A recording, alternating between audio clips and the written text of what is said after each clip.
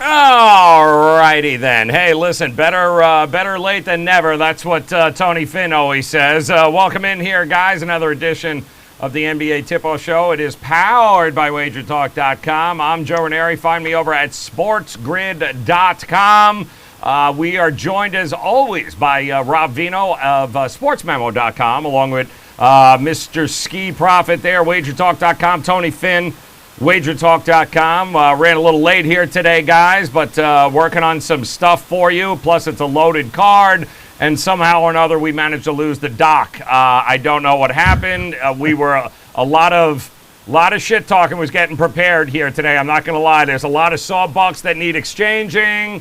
We'll go ahead and wait until Doc gets here before we totally unload on Tony Finn. In fact, he made me promise that we wouldn't unload into Tony Finn until he had an opportunity to partake. We'll wait for him to be here tomorrow. In the meantime, guys, loaded card. It's getting a little later in the afternoon, so we want to get to a couple of our favorite best bets of the day.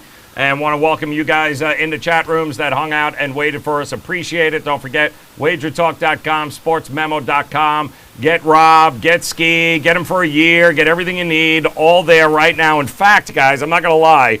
If I'm not mistaken, I believe this was just sent to me. And if it's right, I couldn't believe it myself. So, JR $3.99 right now. And how about both Rob and Hakeem's full season, $3.99. JR $3.99. Get every one of their plays for the rest of the season in the NBA right now. JR $3.99 has that. So, we'll start with you, Rob, first. Let's talk about play of the night, game of the night. What is the one game that you are looking at right now? Yeah, I'm looking at Sacramento at Dallas. Joe, I like this game over. Number of 225.5. The expected return of Luka Doncic to the lineup. Got some history here this season with these two teams. They played twice. Both games fairly high scoring. One did not eclipse this number of 225, only hit 216. That game, Sacramento was without De'Aaron Fox, their point guard and leader. Remember when they went through that stretch way back earlier in the season where he was unavailable for a multitude of games. Second time around, this game winds up hitting 250 points, and Kristaps Porzingis was not involved. So they've had no trouble shooting the basketball against one another. Dallas, 51%, both games. Both teams have shot 35% or better from three in both games. Dallas 7-1 to the over in their last 8 games, despite not having Luka. And in those 8 games, 5 of them have gone over this number, 225.5. Meanwhile, we noted on the show here how Sacramento has increased tempo a little bit. They're now 6-2 over the total their last 8. Cashed the ticket with them over against the Bucks the other night in a game that went over 229.5. So I like it, Joe. I think the number's a little bit too shy here at 225.5. I'll take it over the number. All right, Ski, we got an over here for Sacramento, Dallas. The Twins are back, apparently. Maybe, I don't know. You never know with Dallas. But listen, they've done a pretty good job of at least holding down the fort while their two big men seem to be hobbled around here. You got to appreciate the shooting. Do you like them to go over tonight? I could understand it, definitely. I mean, they've been scoring without both of those guys. Offensive rating for both teams, Dallas is 4th, Sacramento 11th over the last 5 games. So I can see it. I'm not running to the window to play under. I don't see much defense on the Dallas side or Sacramento side, so I understand. If I have to play, I probably would look more towards the side. I do like Dallas, but I don't like them at home. They've covered 1 out of their last 5 home games, 4 out of their last 16 at the house. You wouldn't play Dallas when they're on the road, and we all know Luka's coming back tonight. I never really want to play on the team when that main scorer comes back to that first game. And Sacramento is a team that has been playing well. They've covered and won 6 of their last 9 games. They play good versus competition. I would take Sacramento plus the points. I think it's too many points. I'm tending to agree with you there, my friend. Tony, I don't know why. Does it make any sense to bring Luka? I thought we wouldn't see him until the All-Star game at least, but I don't know. All right, they're bringing him back, man. What do you think? Well, I don't have any intel on why they would do such. I mean, with the All-Star game being this weekend, it make perfect sense what you're suggesting, especially at home against Sacramento. You would think that if they believe they can beat the Kings without Luka, but who knows? Listen, they're in charge. I'm just watching, so I don't know. Was that a play? I'm sorry. What was the? Oh no, you were asking about why they were doing Luka. No, my play. Yeah, okay. I know we're in a hurry, and I know we've gone late today. So real quickly, the one theory this time of year, as all of us have some systems built into our thinking, that is that I really avoid younger lineups this time of year when you're just 2 days away from the only true break that the NBA gets in a grueling schedule. And this young Memphis team, as good as they played at home, Portland spread those minutes out last night. What you saw, that 130 plus against 110 plus 20-point win for the Pelicans, they did a good job. Portland did a good job spreading out the minutes, and I expect them to try to take Memphis to task today with tempo, despite the fact that it's the second leg back-to-back. I like Portland getting a small number, a field goal, 4 points. Great stuff, Ollie. I was hoping you'd comment on the Dallas-Sacramento game. Well, I did. That was the game that we rolled on, and you just you went to Portland somehow. I did it because I'm contrary to Rob. It was with all due respect to Rob. We all don't have to agree. Listen, none of us like you here anyway. We don't know. At least we agree on that. It's okay. God damn you, Tony. And when people tell me that I'm an asshole, they don't like me, I say get in line. Well, that's true. Take a number. That's a good point. Now serving. All right, since he brought it up, Rob, why don't we talk about the Portland game? Way to segue there, Tony. Way to segue. So talk to me there, Rob. Oh, by the way, I'm being told I should different. It's $3.99 each, okay, by the way, so for the full season, I don't know. If I made it seem like it was a combo deal, it ain't that kind of day for you just yet. But, Rob, talk to me about Portland tonight. It's a tough spot for Portland, no? Do you think they got, looked like little tired legs to me last night? Yeah, I'm glad that you cleared that pricing up, Joe, because I think Ski was over there thinking, damn, Rob is dragging down the price of my service here, $3.99. Sorry about that. Each. God. Hey, listen, Tony, you know what? And I looked that up first to see how the minutes were dispersed last night by the Portland Trail Blazers, and they were dispersed minimally. They did not play their starters, I think, more than 25 minutes in that game, so there should be plenty of legs here. Damian Lillard, we saw him have trouble in Denver, Joe, a place where he's had trouble all season long, but then he bounced right back. He goes to New Orleans last night, a team that he's had trouble against. He was 0 for 10 from 3 in a previous encounter. The team doesn't do well, but I would expect him to bounce back heading into the break here. I think Portland needs the win. They're both in competition for the 8th seed in that Western Conference playoff spot, so it's an important game for both. I've liked Memphis all season long. I've especially played them over the total. I would be surprised if this one didn't get over the total, tell you the truth. I think they probably both get up and down. But I would think Portland would have a good showing here because the minutes. Terry Stott's a smart coach, and he rested his guys last night when he saw that game was out of reach third quarter. So I love this because, Ski, this seems to be this is a Rob Vino overnight. I'm just sensing overs. Like I'm getting like he's over it. I'm done. It's not Friday, Rob. I know you love your points on Friday, but let's go. Let's get some points tonight, damn it. I do like, though, Joe, like I said yesterday, when they're heading into the All-Star break, some of these teams' defense gets left behind. Yes. And perhaps we saw it a little bit last night, and maybe defense gets left behind here as these guys gear up to either go home or to go to the festivities this weekend. All right, Ron, go ahead. Talk to me, Ski. What do you like in this game, Portland, man? You trust them? You think it's just a free-for-all?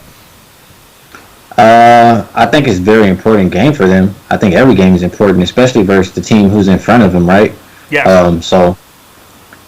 I think I'll be taking the team that's getting the points. I think it should be more of a pick 'em.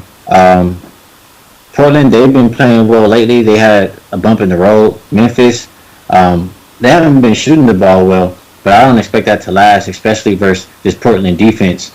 So I would probably lean towards getting the points for Portland just because they're getting those points, and I would agree with Rob. Both teams play fast. I don't see Portland stopping Memphis at all. I think Memphis offense will be much better than we've seen the past few games. And Memphis defense has stepped it up, but I don't see anybody stopping Portland or Lillard. For New Orleans, they had Drew Holiday, who's like the Lillard stopper, if you look back to the playoffs. And then the other game, they had Gary Harris and another guy to stop Lillard. So nobody to stop Lillard tonight. I think it will be points to be scored, and I'll probably grab the points for Portland. Grabbing the points with Portland. And, Tony, I'd ask you, but you already blurted it out, and that's what started this whole damn game. I will throw out a prop, though, that seems to be gaining some traction here. Trevor Ariza under his assist total, which is at 2.5 right now. Under, we got some people who don't think he's at best 1-2 at top. So there's some value in the under with Trevor Ariza tonight, 2.5 assists. So let's talk Lakers if we can here, and your team there. Listen, full disclosure, they spent a little time on the hell no list, all right? The ski hell no list. The Lakers were up Schitt's Creek here, people. Not Shits and Giggles Creek, just Schitt's Creek. So tonight, not a great spot for, well, at least let's face it, they haven't been great in Denver. They also, I believe they've won 6 games since January 19th. They're all against teams. The teams that they've played that are actually above 600, not pretty good. So we got a pretty good winning team here in Denver tonight. Are you worried, Ski, that the Lakers might be set up for a little trappage here for a healthier Denver Nuggets team? Yeah, possibly. I mean, it is a short number, and Lakers do win a lot of games on the road, but I don't really trust them right now at the moment. They did have a good performance versus Phoenix, but who doesn't? Lakers 8-12 as a road favorite.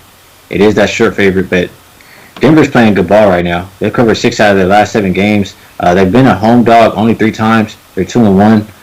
I would be leaning towards taking the points with Denver just because I know that they've been playing well, and I know that they play well at home, and I'm not quite sure what to expect from the Lakers. Interesting. What about, Tony? You like the Lakers tonight, man? You think they can rebound here? And no? Okay, good stuff. No. Well, it's a short number. You're supposed, if you're gonna, there's a 2 or a 3 with the Lakers. Denver inconsistency. If you're gonna like somebody here, why couldn't you like the Lakers? I just kind of stayed away. Well done. Well, you're very informative. How about it, Rob? Thank you. Talk to me, my man. Are you just staying away, or let me guess, you're going over? Are you going over? I feel like you're going over. I will say this: it's Joe, it's not the easiest. The Lakers have had some pretty good fundamental advantages in their schedule recently, but this is not one of those games where it's easy for Anthony Davis against Jokic. However, when you go back to the 2 games they played this season, LA's come here and won. They won by 9 points. Game was stayed under the total, and then LA got blown out. But let's not forget, LeBron was not part of that game where they lose 128-104. So I think you have to throw that away. I think Denver matches up pretty well. They do still have a couple of lingering injuries, but we've talked about the depth of this team, and the key guys are back. I mean, Will Barton definitely is a meaningful player on the Denver Nuggets in their rotation. However, they're so deep, they cover those guys up with somebody else. I think that Denver could potentially play well here, but I can't get over the fact that the first time around, I watched that game, and I think Denver attracted money the first time, and LA just walked in there and stifled them and won that game by 9 points. So for me, it's a little conflicting. If I had to play, I think I would play the Lakers. I think on the road, off of that first game where everybody was healthy, I would rather choose them. It'd be tough for me. A couple of guys, Kyle Kuzma, I'm seeing some trending in the prop market here, guys. Kyle Kuzma, under 6.5 rebounds and assists. Also, Kyle Kuzma under 4.5 rebounds altogether, getting a lot of love in the prop market right now. I can't go without asking you guys about the New York Knickerbockers here, guys. Come on. I mean, Finn, talk to me. If it's the one night you would include the Knicks in a shits and giggle, would it not be tonight, man? Tell me you don't love the Knicks tonight. No, what I do love about the NBA is that it is a league that you have to focus on as a handicapper short term, and you have to take form into consideration. And why wouldn't you in this game give the Knicks at home a chance? Because their form has been adequate. Okay, I would not argue with you on the Knicks tonight. You'll go Knicks. I mean, Ski, talk to me, man. Can they do it? Can they make it? Dare I say? Might we get a little extended win streak going on here tonight? The total, too, is kind of hovering around that 228 mark with Washington. What do you think? Well, Washington has been playing good ball as well lately, if I'm not mistaken. Yep. And Washington is especially, I mean, they're good on back-to-backs, too. 5-1 against the spread on second of a back-to-back. Damn. Washington, one team is fighting, still trying to make the playoffs. One team is not going to make it at all. The last game probably for both of these teams, last game before the All-Star for both of these teams, I know Washington still cares. I know they're going to give effort. I will be taking Washington to show up in this back-to-back. And as far as the total, both teams top 10 defensive rated teams over the last 5 games. And Crazy. I mean, yeah. With that said, Washington just gave up 114 last night, so I don't expect Washington to just necessarily slow down on New York, and I don't expect New York to slow down on Washington. So I would agree with points. All right, talk to me here, Rob. What are you thinking, man? Knicks? Are we going to be shits and giggling our way here tomorrow with the New York Knickerbockers? Yeah, to back Tony's analysis about Knicks' recent form, I mean, 9-2-1 against the spread last 12 games. Right. For the Knicks, that's pretty good. I mean, 4-0 with a push if you want to narrow it down even further. And in those 4 games, I guess you could say they didn't play competition, but in the 4 games before that where they covered Brooklyn, Toronto, right. Lakers. So that's 3 pretty good squads there. So the Knicks are playing pretty well. I was talking to Ski off air before we got on and just mentioning with him that the Knicks, I have a hard time figuring out how Mike Miller's going to coach this team, but it seems to me, in watching him lately, Joe, that tempo-wise, if you're a slow team, the Knicks are going to play slow. If you're a fast team, they're going to play fast. And I think evidence of that is the game they played against the Hawks the other day that went double overtime. It was an up-and-down game, hits 275. A couple games before that, they played the Cavs, who are just running and gunning right now. That game hit 273. In between, they played Detroit and Orlando, 2 lower-scoring teams that both went under. Here we got the Wizards. I know you want me to talk about overs, so I'll talk about overs. Yes. Let's play Washington and the Knicks over the total here tonight. 228.5. Let's go get them. It's an overnight, people. It is overnight for Mr. Rob Vino. All right, quickly on the way out here, Tony Finn, yes or no, the Utah Jazz lose tonight at home against the Miami Heat? Well, I would have to be told to lay more points than what Utah's laying to be convinced that was the case. And I know we're talking about win or lose. I would be on Utah again tonight. I still believe. Ooh. I wrote it up the other night. I'll say it again today, and that is I think that jump shot, that three-pointer that they hit 2 games ago, just something about getting something intravenous, be it drugs or be it legal medicine. Good. This kind of put a little PED in there, pep step. And I like Utah, man. You're going Utah tonight. All right, so Yeah. let me ask you, Ski, true or false, the Toronto Raptors will have their 16th win tomorrow morning in a row?